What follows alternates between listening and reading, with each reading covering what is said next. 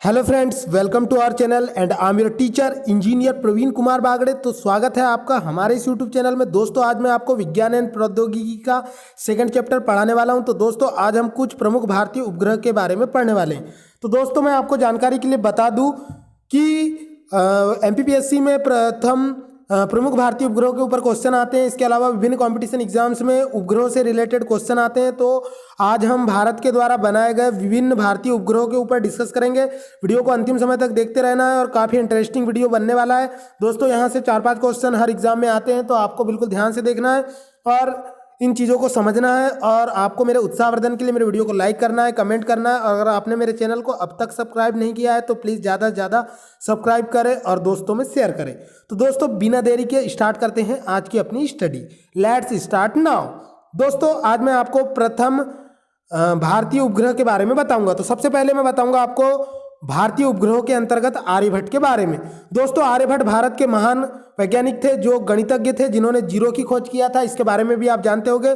आर्यभट्ट जो थे दोस्तों, बहुत ही इंटेलिजेंट पर्सनालिटी थे। इन्हीं के नाम के आधार पर भारत के द्वारा प्रथम भारतीय उपग्रह का निर्माण किया गया था, जो कि स्वदेशी तकनीक पर आधारित था। और एग्जाम में क्वेश्चन पूछा जाता है दोस्तों सीधे कि आर्यभट्ट को कब प्रक्षेपित किया गया था, यानी पृथ्वी की कक्षा से कब छोड़ा गया था। तो दोस्तों, आर्यभट्ट नामक प्रथम भारतीय उपग्रह को, आर्यभट्ट नामक प्रथम यानी कि पहला भारतीय उपग्रह, इसे 19 अप्रैल 1975 यानी कि 19 अप्रैल 1975 को पूर्व सोवियत संघ के बैकानूर अंतरिक्ष केंद्र से प्रक्षेपित किया गया था। और दोस्तों, इसे 594 किलोमीटर की ऊंचाई पर स्थापित किया गया था और इसका वजन जो था ये 360 किलोग्राम था। यानी कि साल में कितने दिन होते हैं? 360। या व्रत का कोण कितना होता है दोस्तों? व्रत का कोण जो होता है 360 होता है। ठीक उसी प्रकार दोस्तों, आर्यभट्ट ने जीरो की खोज किया था। और पृथ्वी क्या होती है? गोल होती है, जीरो के जैसे। तो आर्यभट्ट का वेट कितना था दोस्तों? 360। यानी कि आर्यभट्ट ने शून्य की खोज किया। और आर्यभट्ट यानी शून्य में कितने अंश का कोण होता है? 360 का होता है। तो आर्यभट्ट का भार कितना हुआ? 360 हुआ। तो ये ट्रिक से आप जो है इसका भार भी याद रख सकते हैं। कॉम्पिटिशन एग्जाम में ये भी पूछा जा सकता है। ठीक है दोस्तों, अब आगे बढ़ते हैं। इसे 594 किलोमीटर की ऊंचाई पर 594 किलोमीटर की ऊंचाई पर सफलतापूर्वक स्थापित किया गया था। और आर्यभट्ट ने जीरो की खोज किया था। यानी कि इसका वेट जो है 360 क्या था? 360 किलोग्राम था दोस्तों।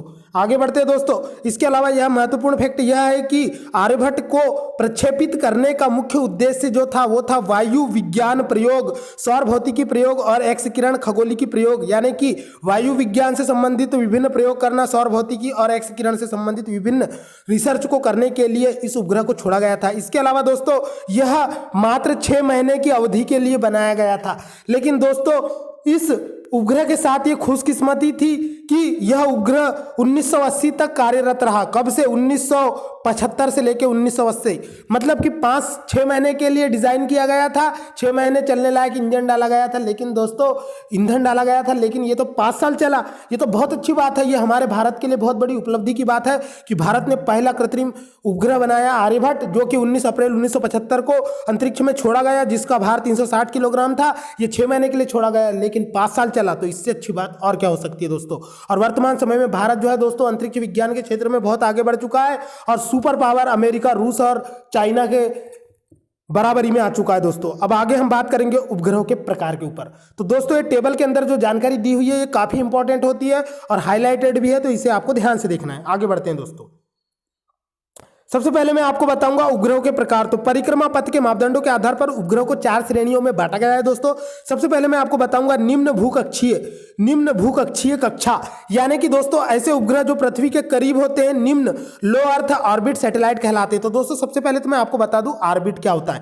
मान लो कि ये पृथ्वी है दोस्तों, तो पृथ्वी के ये चारों ओर का जो ये रास्ता है, और मान लो कि ये 200 किलोमीटर का रास्ता है, ये 400 किलोमीटर का रास्ता है, और हम दूरी बढ़ा दे तो 600 किलोमीटर।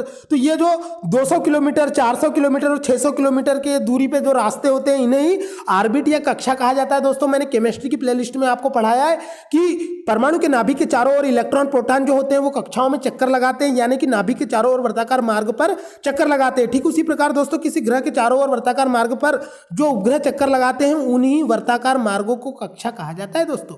जैसे कि मैराथन दौड़ का जो ग्राउंड होता है, उसमें जो ट्रैक होते हैं, जो जिसमें एथलीट लोग रनिंग करते हैं वैसी ही कक्षाएं होती है दोस्तों, जो पृथ्वी के या किसी ग्रह के चारों ओर बनी हुई होती है, जिसके चारों ओर आकाशीय पिंड यानी कि ग्रहों की चारों ओर परिक्रमा करने वाले उपग्रह परिक्रमा करते हैं दोस्तों। अब आपको बात समझ में आ गई होगी कि जो निम्न भूकक्षीय कक्षा वाले उपग्रह होते हैं, लो अर्थ ऑर्बिट सैटेलाइट, ये पृथ्वी के अधिक निकट होते हैं। इस प्रकार के उपग्रह सामान्यतः एक अंडाकार कक्षा में 200 से 600 किलोमीटर की सीमा में कार्यरत होते हैं दोस्तों। ये यानी मात्र 200 से 600 किलोमीटर की कक्षा में कार्यरत होते हैं, यानी पृथ्वी से बहुत निकट होते हैं। इन्हें हम खुली आंखों से देख सकते हैं।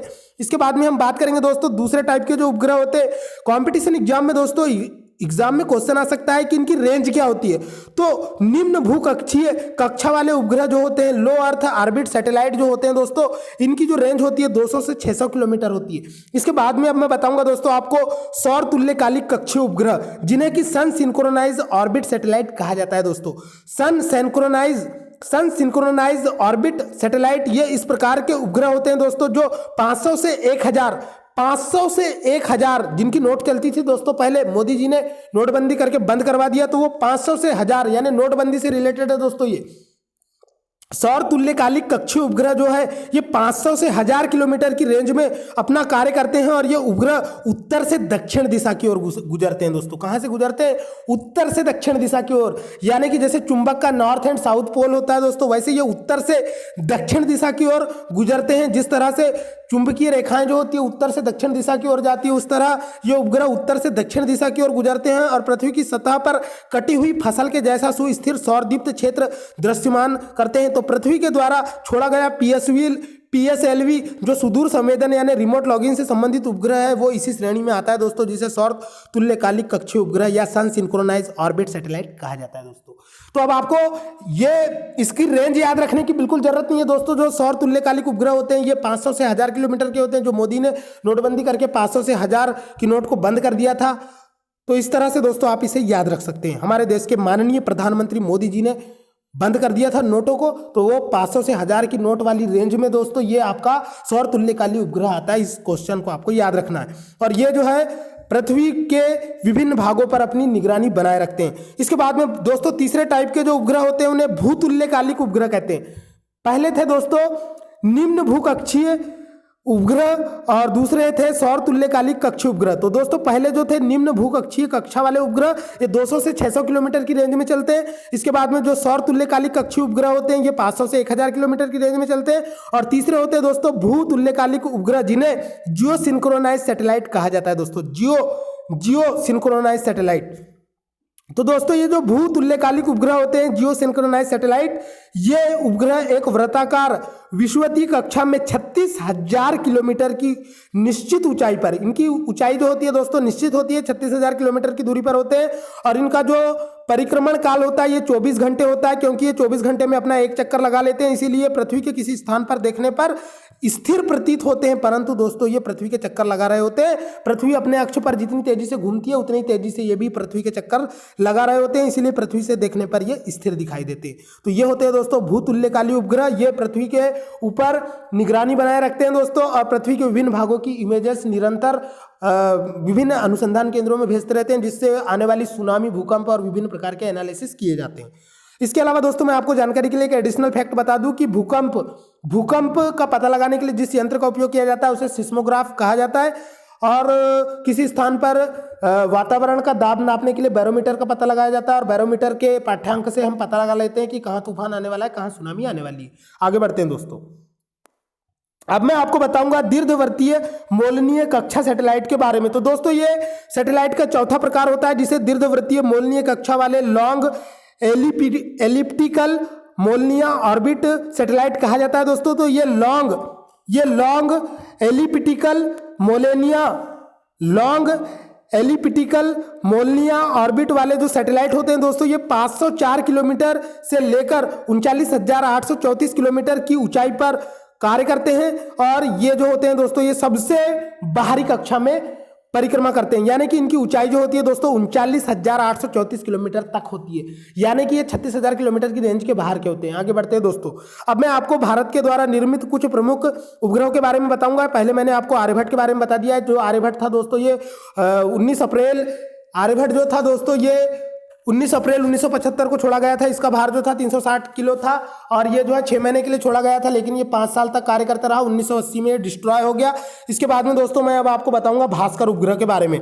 भास्कर दोस्तों एक संस्कृत का शब्द है, इसका मतलब सूर्य होता है और हमारे देश में भास्कर यानी सूर्य की पूजा की जाती है। सुबह सुबह लोग सूर्य को अर्घ्य देते हैं, तुलसी में पानी चढ़ाते हैं। तो दोस्तों भास्कर फर्स्ट नामक उपग्रह भारत में बनाया गया था। तो ये प्रायोगिक पृथ्वी पर्यवेक्षण उपग्रह भास्कर फर्स्ट को 7 जून 1979 को पूर्व सोवियत संघ के प्रक्षेपण केंद्र बैकानूर से इंटरकाम्पोस प्रक्षेपण यान द्वारा पृथ्वी से 525 किलोमीटर की ऊंचाई पर निर्धारित किया गया था दोस्तों। और इसका लक्ष्य जो था जल विज्ञान, हिमगलन, समुद्र विज्ञान एवं वानिकी के क्षेत्र में भू पर्यवेक्षण अनुसंधान करना था। और 1 अगस्त 1981 को इसने कार्य करना बंद कर दिया। तो दोस्तों ये ऐसा उपग्रह था जो कि मात्र 2 साल तक कार्यरत रहा। इसे 7 जून को छोड़ा गया था दोस्तों। 7 जून 1979 को पृथ्वी की कक्षा से छोड़ा गया था और 525 किलोमीटर की ऊंचाई पर सेट किया गया था। यह जो है दोस्तों जल से संबंधित विभिन्न अनुसंधानों के लिए कार्यरत था, जैसे कि जल विज्ञान, हिमगलन और समुद्र विज्ञान, यानी ये पूरा जल से रिलेटेड था दोस्तों। जैसे हम सूर्य को अर्घ्य करते हैं, सूर्य को जल चढ़ाते हैं, वैसे ही ये जो भास्कर फर्स्ट था दोस्तों, ये हिमगलन, समुद्र विज्ञान और जल विज्ञान से संबंधित अनुसंधान के लिए छोड़ा गया था। तो कभी आपको एग्जाम में पूछा जा सकता है कि भास्कर फर्स्ट का उद्देश्य क्या था। तो ये जल विज्ञान, हिमगलन, समुद्र विज्ञान एवं वानिकी के क्षेत्र में भू पर्यवेक्षण वे अनुसंधान करना इसका उद्देश्य था। ये 1 अगस्त 1981 को काम करना बंद कर दिया था। इसके बाद में मैं आप बात करूंगा दोस्तों भास्कर सेकंड की। तो भास्कर सेकंड जो था तो दोस्तों ये भास्कर फर्स्ट का अपग्रेड वर्जन था। इसके अलावा दोस्तों भास्कर फर्स्ट के संशोधित प्रतिरूप यानी कि मॉडल भास्कर सेकंड को भी रूसी प्रक्षेपण केंद्र बैकानूर, तो दोस्तों ये भास्कर फर्स्ट और भास्कर सेकंड जो थे ये दोनों रूस यानी कि सोवियत संघ के बैकानूर इंटरकास्मोस प्रक्षेपण यान द्वारा पृथ्वी के धरातल से 525 किलोमीटर की ऊंचाई पर दोनों उपग्रहों को सेट किया गया था दोस्तों। भास्कर फर्स्ट और भास्कर सेकंड दोनों को याद रखना बहुत इजी है। मात्र 525 किलोमीटर की ऊंचाई पर इन्हें सेट किया गया था और बैकानूर से ही मात्र 20 नवंबर 1981 यानी कि 1 अगस्त 1981 को जब भास्कर फर्स्ट ने कार्य करना बंद किया तो उसके बाद में 20 नवंबर 1981 को भास्कर सेकंड को लॉन्च किया गया। यह पृथ्वी की घूर्णन कक्षा तल के लंबवत रखा गया और समीर उपकरण के कारण यह भास्कर सेकंड द्वारा समुद्र सतह का ताप, सामुद्रिक स्थिति, बर्फ गिरने व पिघलने जैसी घटनाओं का व्यापक विश्लेषण किया। तो दोस्तों भास्कर फर्स्ट और सेकंड दोनों जो है, भास्कर का मतलब होता है सूर्य को अर्घ्य देने के लिए हम जल चढ़ाते हैं, तो भास्कर फर्स्ट और सेकंड दोनों जो थे ये जल अनुसंधान, समुद्र अनुसंधान और वानिकी के क्षेत्र में अनुसंधान के लिए छोड़ा गया था दोस्तों। और ये ज्यादा समय तक कार्य नहीं किए, ये 525 किलोमीटर की ऊंचाई पर लॉन्च किए गए थे। आगे मैं बताऊंगा दोस्तों अब आपको रोहिणी श्रृंखला के बारे में। तो दोस्तों रोहिणी श्रृंखला के अंतर्गत जो भी उपग्रह आते हैं ये सारे भारत के श्रीहरिकोटा से प्रक्षेपित किए गए हैं। तो रोहिणी उपग्रह श्रृंखला के अंतर्गत भारतीय प्रक्षेपण केंद्र श्रीहरिकोटा का नाम आपने सुना होगा दोस्तों। ये भारतीय प्रक्षेपण यान का प्रमुख केंद्र था। यहां से 4 उपग्रह प्रक्षेपित किए गए थे। इस श्रृंखला के उपग्रह को प्रक्षेपण का मुख्य उद्देश्य भारत के प्रथम उपग्रह प्रक्षेपण यान SLV-3 का परीक्षण करना था। तो दोस्तों इस अभियान के अंतर्गत जो थे 2 अभियान जो थे, प्रथम और तृतीय जो थे, जो कि विषम थे, विषम परिस्थितियों में छोड़े गए थे। प्रथम और तृतीय यानी कि पहला और थर्ड ये विषम संख्याएं होती है दोस्तों, तो ये असफल हो गए। अब आपको क्वेश्चन आ सकता है कि रोहिणी के कौन कौन से अभियान असफल हुए। तो रोहिणी के परीक्षण के अंतर्गत उसका जो प्रथम और तृतीय परीक्षण था यानी जो विषम परीक्षण था वो असफल हो गया, जबकि द्वितीय और चतुर्थ जो सम था वो क्या हो गया, सफल हो गया। ऐसे भी आप ट्रिक से इसे याद रख सकते हैं दोस्तों। आगे बढ़ते हैं। अब मैं आपको बताऊंगा दोस्तों 18 जुलाई 1980 को श्रीहरिकोटा के SLV-3 प्रक्षेपण यान का सफलतापूर्वक प्रक्षेपण किया गया। इसके अलावा दोस्तों रोहिणी RS भारतीय भूमि से प्रक्षेपित भारतीय प्रक्षेपण यान द्वारा प्रथम भारतीय उपग्रह बना। तो रोहिणी जो था दोस्तों आपका रोहिणी RS फर्स्ट जो था, रोहिणी RS फर्स्ट ये भारत के द्वारा प्रक्षेपित किया गया प्रथम सफल उपग्रह था दोस्तों। इसको भी आपको याद रखना है। रोहिणी RS फर्स्ट ये जो था भारत द्वारा प्रक्षेपित किया गया प्रथम सफल भारतीय उपग्रह था। और चतुर्थ प्रायोगिक परीक्षण में रोहिणी RSD को 17 अप्रैल 1983 को श्रीहरिकोटा से सफलतापूर्वक प्रक्षेपित किया गया। तो रोहिणी RSD सेकंड को भी सफलतापूर्वक प्रक्षेपित किया गया। इसके बाद में दोस्तों अब हम बात करेंगे प्रायोगिक संचार एप्पल के बारे में। तो दोस्तों प्रायोगिक संचार एप्पल का नाम आपने सुना होगा, जानी मानी कंपनी है, मोबाइल उसके बहुत महंगे आते हैं। बहुत कम लोग चलाते हैं। तो दोस्तों एप्पल जो है ये भारत का पहला संचार उपग्रह था, यानी कि कम्युनिकेशन बेस्ड भारत का जो पहला सैटेलाइट था उसका नाम था एप्पल, जिसे भूस्थैतिक कक्षा में स्थापित किया गया। भारत के द्वारा प्रथम प्रायोगिक संचार उपग्रह एप्पल को 19 जून 1981 को फ्रेंच गुयाना के कोरू अंतरिक्ष केंद्र के यूरोपीय अंतरिक्ष एजेंसी के एरियन 4 प्रक्षेपण यान द्वारा भूस्थिर कक्षा में लगभग 36,000 किलोमीटर की ऊंचाई पर स्थापित किया गया। तो दोस्तों भूस्थायी उपग्रह के बारे में मैंने पहले ही बता दिया है आपको कि ये 36,000 किलोमीटर की ऊंचाई पर लगे होते हैं और पृथ्वी की परिक्रमा को 24 घंटे में पूरा कर लेते हैं। तो ये उपग्रह जो था ये एप्पल था, जो कि भारत का प्रथम कम्युनिकेशन बेस्ड उपग्रह था। दोस्तों अगर आपको लग रहा होगा दोस्तों वीडियो में मेरी बोलने की स्पीड ज़्यादा है, तो आप वीडियो की स्पीड को कम करके भी देख सकते हैं। आगे बढ़ते हैं दोस्तों। इसके बाद में मैं आपको बताऊंगा दोस्तों कि इस उपग्रह का उपयोग भारतीय संचार व्यवस्था को आधुनिक बनाने, घरेलू संचार व्यवस्था और रेडियो नेटवर्क डेटा संप्रेषण, दूरदराज के क्षेत्रों में संचार व्यवस्था स्थापित करने और भू स्थितिक कक्षा में उपग्रह के प्रक्षेपण की तकनीक का ज्ञान प्राप्त करने एवं संचार के लिए प्रयुक्त सी बैंड ट्रांसपोंडर के रूप में प्रयोग किया गया। एप्पल से प्राप्त तकनीकी अनुभव ने इनसेट श्रृंखला के निर्माण और विकास में महत्वपूर्ण भूमिका निभाई। इसका मतलब यह है दोस्तों कि भारत में जो एप्पल नामक उपग्रह आया ये पहला कम्युनिकेशन बेस्ड उपग्रह था और इसने ही इनसेट नामक उपग्रह बनाने के लिए बेस तैयार किया और भारत के लोग फिर मोटिवेट हुए, भारत के वैज्ञानिक मोटिवेट हुए और उन्होंने फिर इनसेट नामक उपग्रह बनाया, जो कि वर्तमान समय में बहुत ज़्यादा हेल्पफुल है और वर्तमान समय में इनके एडवांस रूप आ चुके हैं। आगे बढ़ते हैं दोस्तों। इसके बाद में मैं आपको बताऊंगा विस्तारित रोहिणी उपग्रह श्रृंखला के बारे में। तो दोस्तों रोहिणी यहीं पर नहीं रुकी, रोहिणी श्रृंखला यहीं पर नहीं रुकी, रोहिणी आगे बढ़ गई। विस्तारित रोहिणी उपग्रह श्रृंखला, इसके अंतर्गत दोस्तों स्रॉस इस श्रृंखला का उद्देश्य 100 से 150 किलोमीटर वर्ग के उपग्रहों का निर्माण करना था, यानी कि मात्र 100 से 150 किलोमीटर की रेंज में रोहिणी के सारे उपग्रह लॉन्च किए गए और ये जो थे ASLV यानी कि एगुमेंटेड सैटेलाइट लॉन्च व्हीकल के द्वारा छोड़े गए। इस श्रृंखला के अंतर्गत 204 उपग्रह आए, इसरास फर्स्ट, इसरास सेकेंड, इसरास थर्ड और इसरास फोर्थ। इसके बाद में दोस्तों भारतीय राष्ट्रीय उपग्रह प्रणाली यानी कि भारतीय इंडियन इनसेट का पूरा नाम दोस्तों इंडियन नेशनल सैटेलाइट सिस्टम था। इनसेट का पूरा नाम इंडियन नेशनल सैटेलाइट सिस्टम था और इनसेट जो है ये भारतीय राष्ट्रीय उपग्रह प्रणाली है। भारतीय राष्ट्रीय उपग्रह प्रणाली के अंतर्गत इनसेट नामक बहुउद्देशीय कार्यरत उपग्रह भारत के द्वारा बनाया गया, जो कि एशिया प्रशांत क्षेत्र में घरेलू कार्यों के लिए बहुत ज़्यादा उपयोगी सिद्ध हुआ। इसके माध्यम से दोस्तों आकाशवाणी केंद्रों और दूरदर्शन के कार्यक्रमों को देश भर में प्रसारित करने और आप जो है मैच का लाइव आनंद ले सकते हैं और मौसम संबंधी जानकारी और वैज्ञानिक अध्ययन हेतु सर्वेक्षण आंकड़ों के संप्रेषण में किया गया। तो दोस्तों इनसेट प्रणाली अंतरिक्ष विभाग, दूरसंचार विभाग, भारतीय मौसम विभाग और आकाशवाणी केंद्रों के लिए बहुत ज़्यादा हेल्पफुल हुई और इनसेट के जो उपग्रह हैं ये काफ़ी लोकप्रिय हुए। इनसेट के अंतर्गत दोस्तों प्रथम पीढ़ी में INSAT 1B, INSAT 1A, INSAT 1B, INSAT 1C, INSAT 1D उपग्रह छोड़े गए। इसके अलावा दोस्तों इनसेट की द्वितीय पीढ़ी चली, जिसमें कि इनसेट के 5 उपग्रह छोड़े गए। इनसेट की पहली पीढ़ी में 4 उपग्रह छोड़े गए, इनसेट की दूसरी पीढ़ी में 5 उपग्रह छोड़े गए और इसके बाद में दोस्तों इनसेट की तृतीय पीढ़ी में भी 5 उपग्रह छोड़े गए और इनसेट की चौथी पीढ़ी में 7 उपग्रह छोड़े गए। तो आपको इसको याद रखना है दोस्तों, इनसेट की पहली पीढ़ी में 4 उपग्रह छोड़े गए, दूसरी में भी 5, तीसरी में भी 5 और चौथी पीढ़ी में 7 उपग्रह छोड़े गए और चौथी पीढ़ी के उपग्रहों का प्रक्षेपण हो चुका है और कुछ अभी चालू है दोस्तों बनना। इस तरह दोस्तों भारतीय दूर संवेदी उपग्रह प्रणाली के बारे में अब मैं आपको बताऊंगा। इसके बाद में दोस्तों हम डिस्कस करेंगे भारतीय दूर संवेदी उपग्रह प्रणाली के ऊपर। तो दोस्तों भारत में राष्ट्रीय प्राकृतिक संसाधन प्रबंधन प्रणाली की सहायता के लिए भारतीय दूर संवेदी उपग्रह प्रणाली Indian remote sensing satellite RS का विकास किया गया। तो दोस्तों भारत में प्राकृतिक आपदाओं के प्रबंधन से संबंधित IRS श्रेणी के विभिन्न उपग्रहों को डिजाइन किया गया, जिसके अंतर्गत दोस्तों भारतीय सुदूर उपग्रह प्रणाली के विभिन्न उपग्रह आते हैं।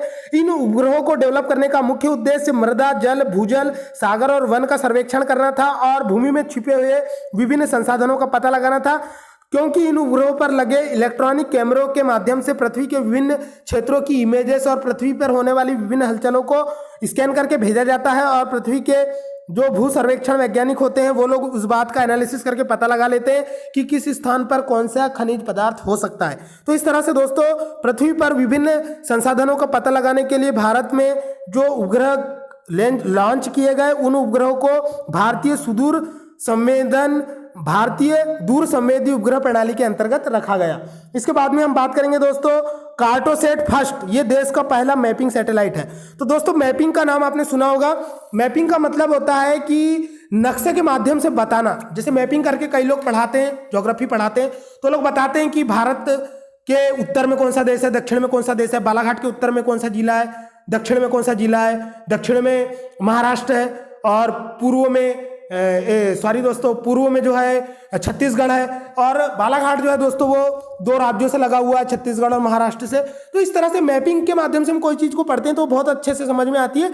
ठीक उसी प्रकार दोस्तों भारत के द्वारा एक सैटेलाइट बनाया गया जिसका नाम था कार्टोसैट फर्स्ट। ये देश का प्रथम मैपिंग सैटेलाइट था। इसके अलावा दोस्तों जो गवर्नमेंट स्कूल होते हैं, प्राइवेट स्कूल होते हैं, वहाँ पर भी स्कूलों में स्टूडेंट्स की मैपिंग की जाती है कि कितने बच्चे हमारे यहाँ दर्ज है, कितने बच्चे टीसी लेके चलेगा। ये मैपिंग होती है दोस्तों। मैपिंग के अंतर्गत हम पता लगा लेते हैं कि हमारी रेंज कहाँ तक है। ठीक उसी प्रकार से दोस्तों कार्टोसैट फर्स्ट भारत का प्रथम मैपिंग सैटेलाइट था जो भारत की अंतर्राष्ट्रीय, राष्ट्रीय और विभिन्न अंतर्राज्यीय सीमाओं के ऊपर निरीक्षण करता है और विभिन्न बातों को मैप करता है। ओके दोस्तों, तो हम बात करेंगे मैटसेट की। तो मैटसेट जो होता है दोस्तों, ये भारतीय अंतरिक्ष कार्यक्रम के तहत भारतीय अंतरिक्ष अनुसंधान इसरो के द्वारा 12 सितंबर 2002 को श्रीहरिकोटा के सतीश धवन अंतरिक्ष केंद्र से प्रक्षेपित किया गया एक प्रमुख सफलतापूर्वक स्थापित किया गया उपग्रह था जिसका भार जो था दोस्तों 1000 किलोग्राम से ज्यादा था। तो दोस्तों ये जो मैटसेट नाम का जो उपग्रह था दोस्तों, इसे 12 सितंबर 2002 को श्रीहरिकोटा के सतीश धवन केंद्र से छोड़ा गया था। तो दोस्तों मैटसेट को 12 सितंबर 2002 को छोड़ा गया था सतीश धवन केंद्र हरिकोटा से। और इसके अलावा दोस्तों मैटसेट जो था ये 1000 किलोग्राम से ज़्यादा भार का था। तो आपको याद रखना है दोस्तों, मैटसेट जो था ये 1000 केजी से अबो था और ये जो है इसरो के द्वारा 12 सितंबर 2002 को श्रीहरिकोटा के सतीश धवन केंद्र से छोड़ा गया था। इन 2 फैक्टों को आपको बिल्कुल रट लेना है। इसके अलावा दोस्तों ये 36,000 किलोमीटर से 250 किलोमीटर की रेंज में पृथ्वी की परिक्रमा करता है। ये पहला अवसर था दोस्तों जब भारत ने मौसम संबंधी जानकारी प्राप्त करने के लिए पहला उपग्रह भेजा था जिसका नाम था मैटसेट। दोस्तों भारत के द्वारा मौसम संबंधी अनुसंधान के लिए जो पहला उपग्रह छोड़ा गया था उसका नाम था मैटसेट। ये 1000 किलोग्राम से ज़्यादा भारी था और ये जो है 12 सितंबर 2002 को श्रीहरिकोटा के सतीश धवन केंद्र से छोड़ा गया था। ये इंपॉर्टेंट है दोस्तों, इसको आपको याद रखना है। मैटसेट जो था यह मौसम संबंधी अनुसंधान के लिए छोड़ा गया था, 1000 किलोग्राम से ज़्यादा भारी था। ये 12 सितंबर 2002 को छोड़ा गया था। आगे बढ़ते हैं दोस्तों। इसके बाद में मैं बात करूंगा दोस्तों एजुसेट की। एजुसेट जो था दोस्तों ये उपग्रह ऐसा था दोस्तों जो एजुकेशन के कार्यों के लिए छोड़ा गया था। एजुसेट जो था दोस्तों ये सिर्फ और सिर्फ एजुकेशन से संबंधित विभिन्न कार्यों को करने के लिए छोड़ा गया था उपग्रह दोस्तों। इसे 20 सितंबर 2004 को सतीश धवन यानी कि श्रीहरिकोटा से छोड़ा गया था। यह शिक्षा कार्य के लिए समर्पित दुनिया के पहले उपग्रह एजुसेट को सफलतापूर्वक भूस्थितिक कक्षा में स्वदेश निर्मित भू स्थानिक उपग्रह प्रक्षेपण यान यानी कि GSLV F-01 की सहायता से स्थापित किया गया। एजुसेट में समावेश की गई नई प्रौद्योगिकी को I2 नाम दिया गया। यह जीवन अवधि मात्र 7 वर्ष निर्धारित है दोस्तों। एजुसेट के माध्यम से शिक्षा से जुड़े कार्यक्रम प्रसारित किए जा रहे हैं। तो दोस्तों एजुसेट जो है ये 7 साल के लिए छोड़ा गया था 2004 में और दोस्तों 2004 से 2000 तो ये मात्र 7 वर्ष के लिए दोस्तों। इसके बाद में मैं आपको एक नोट पॉइंट बता दूं दोस्तों, एजुसेट को प्रक्षेपित करने वाले प्रक्षेपण यान का निर्माण जो है वो विक्रम साराभाई स्पेस सेंटर में किया गया है और तिरुवनंतपुरम में किया गया। विक्रम साराभाई जो स्पेस सेंटर है वो तिरुवनंतपुरम है, वहाँ पर ही इसका डेवलपमेंट किया गया और एजुसेट का निर्माण इसरो के बेंगलोर स्थित केंद्र में किया गया। तो यह दोस्तों, इसके बाद में अब मैं बताऊंगा आपको हेमसेट के बारे में। तो दोस्तों अब बात करेंगे हम हेमसेट की। तो हेमसेट जो था दोस्तों यह भी काफ़ी इंपॉर्टेंट सैटेलाइट था। हेमसेट जो है ये PSLV C6 द्वारा कार्टोसेट के साथ ही संचार उपग्रह हेमसेट के अतिरिक्त एक उपग्रह के रूप में 5 मई 2005 को छोड़ा गया। ये कब छोड़ा गया सर दोस्तों? 5-5-5 को छोड़ा गया। हेमसेट कब छोड़ा गया दोस्तों? हेलमेट 5-5-5, ठीक है दोस्तों, 5-5-5 को छोड़ा गया। कब छोड़ा गया? 5-5-5 को छोड़ा गया दोस्तों। अगर आपकी 5 उंगलियां बराबर नहीं होती दोस्तों, लेकिन ये 5-5-5 को छोड़ा गया था हेमसेट, यानी कि 5 मई, 5 तारीख, 5 महीना और 2005 दोस्तों, 5 तारीख 5वां महीना और 2005 को हेमसेट को छोड़ा गया था। 555 आपको याद रखना है। ये कार्टोसेट के द्वारा ही संचार उपग्रह छोड़ा गया था। इसे 5 मई 2005 को छोड़ा गया। हेमसेट जो है एक छोटे आकार का उपग्रह है जिसका मात्र एक उपयोग है दोस्तों, इसका नाम है, इसका मात्र एक उपयोग है रेडियो सेवा मुफ्त में उपलब्ध करवाना।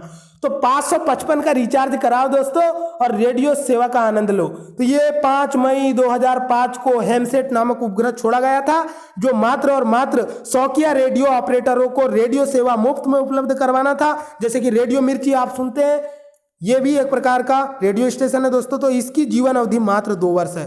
तो हेमसेट जो है दोस्तों ये 5 मई 2005 को छोड़ा गया था। ये मात्र रेडियो प्रसारण सेवा को मुफ्त में प्रसारित करने का माध्यम बना।